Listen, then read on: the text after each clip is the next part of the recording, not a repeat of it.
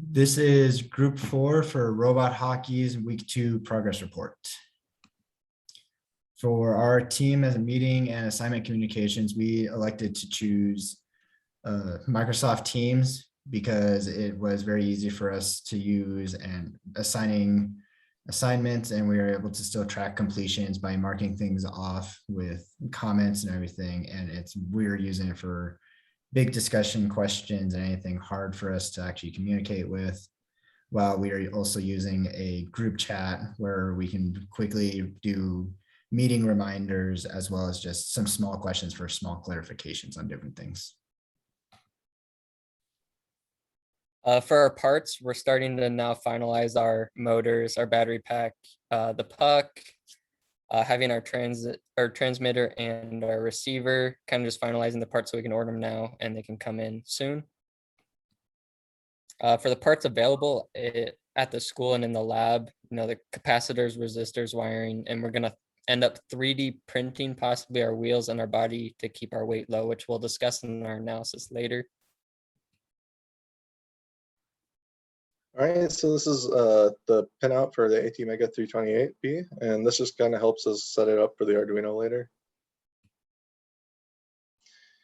And this is the actual setup for turning the ATmega 328B into our Arduino, just the circuit diagram of it. And here's a colorful sketch of how our robot's actually going to work.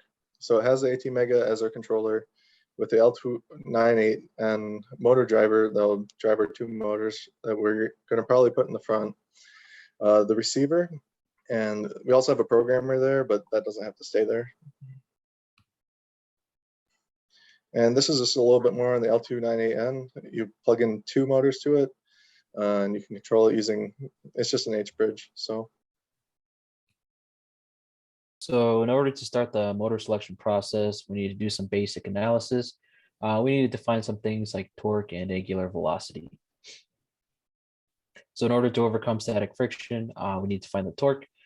So we have a 15-pound maximum weight, but we're calculating for a 5-pound max, as sizing more motors for that size is beyond our budget. For the coefficient of friction, we use plastic on concrete. We assumed a tire radius of 0.05 meters. We still have a high velocity limit of 10 feet per second. And so we were able to calculate our torque at 0.167 Newton meters, and that's our stall torque, and an operating torque of 0.0834 Newton meters. So here's a torque speed graph. So stall torque is the maximum torque, and the maximum speed is when there's no load. For motor selection, we must have an operating torque that is lower than the stall torque, while also trying to find the correct speed from the motor graph.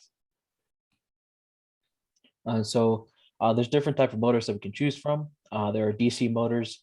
They're high torque and they operate at high speeds with low loads, but can fail when unloaded. Then there's also a permanent DC motor, linear torque to speed. There's a DC shunt motor, keeps nearly constant torque as speed increases, and a compound motor which combines a shunt and series motor. And here's the motor we selected. As you can see, the torque rated was 53.1 ounce per inch, 12 volt, 970 RPM, and you can see it on DigiKey. And here's a little bit of specs for it. The main thing that we're trying to find is something that was going to be fast, but would break that stall torque for us. And it had to be over 23.6 ounce inches, and ours is 53, so that was a pretty decent guess. And it had the highest RPM for breaking that stall torque. And just some more dimensions of it. And for our design reconsiderations, so we have 15 pounds, but we're trying to get 5-10 pound max because we only have $250, and anything over that would create too much of a stall torque, where buying a motor would be either building a gearbox for it or buying a $200 engine per tire. And we're keeping the rule the same because it doesn't really affect our max weight, but and it shouldn't change our size requirements either. So here's our pseudocode for our robot. So our robot will await a signal from the user. If the user moves the joystick, then the robot will move in the same direction. If the user presses a button on the controller, then the shooting mechanism will trigger. And if the user doesn't move the joystick, then the robot will not move. So for our I/O requirements, all of our input for the robot will come from the controller. The joystick will control the robot's movement, and the button on the controller will control when the robot shoots when the robot triggers the shooting mechanism. Going along with that, the coding language we will use is C++, of course, because that's what we've all kind of learned and used. The main problem of this is that we need to be able to control speed, direction, the shooting mechanism with a wireless remote.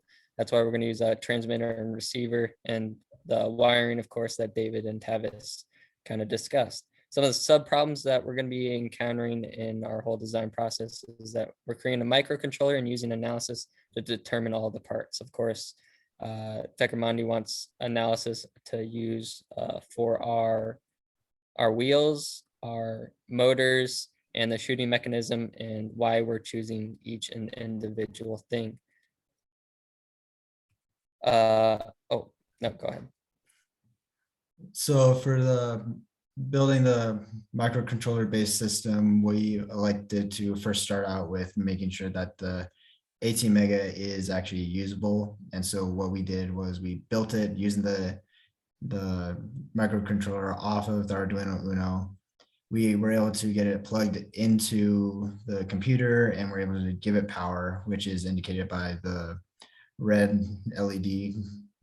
We were unable, unfortunately, to upload any code to it for some header errors or coding errors. And so we're still working on trying to build this, but we will probably still go into using the 18 mega 32. That way we can burn it properly and then just get it reprogrammed.